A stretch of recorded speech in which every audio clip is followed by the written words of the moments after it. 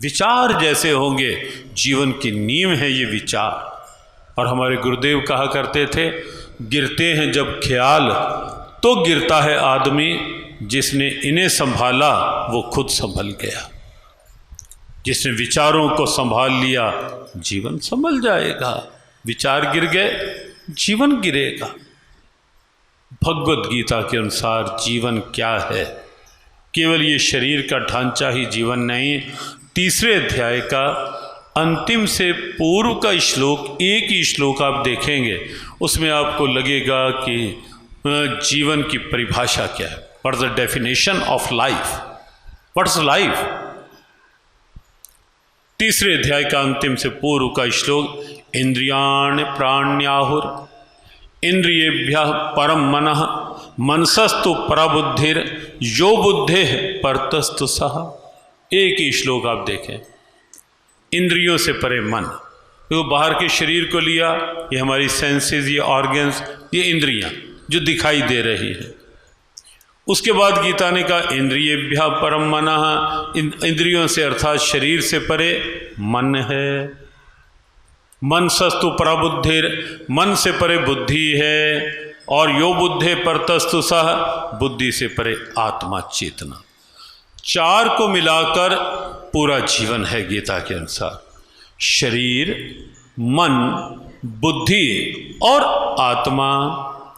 यहाँ आप देखें, और इस आधार पर अभी कुंभ में भी, जहाँ ढेरों संत थे और हर जगह बहुत सी गोष्ठियों में हमने कहा कि Bhagavad Gita in itself is a complete life science. संपूर्ण जीवन विज्ञान है गीता। जीवन को समझकर जिए।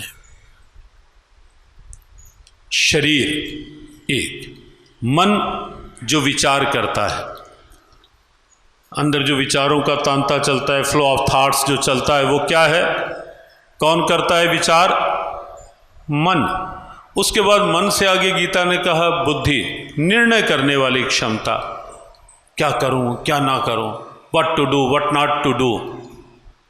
इसमें जो विवेक, वो बुद्धि का काम है। बुद्धि निर्णय करती है, मन विचार करता है, शरीर कर्म करता है, और उसके बाद आत्मा चेतना, जिसके कारण ये शरीर चल रहा है, या यूं कहें जिसके कारण ये जीवन जीवन है, और जिसके अलग होते ही ये जीवन जीवन नहीं रहता, मृत्यु संज्ञा पा जाता है जीवन, वो चेतना। बात समझ में आ रही है या नहीं?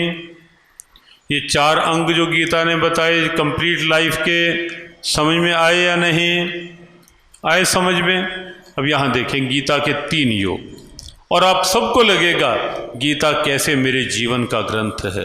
गीता के 3 योग, कर्म योग, भक्ति योग, ज्ञान योग। शरीर के लिए गीता का कर्म योग, मन के लिए गीता का भक्ति योग, और बुद्धि के लिए गीता का ज्ञान योग।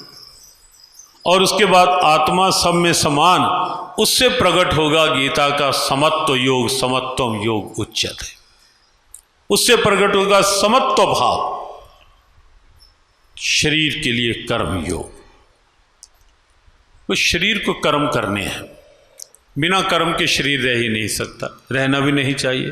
कि गीता के ये 3 योग, जीवन की 3 क्षमताएं, इनके लिए कैसे उपयोगी हैं।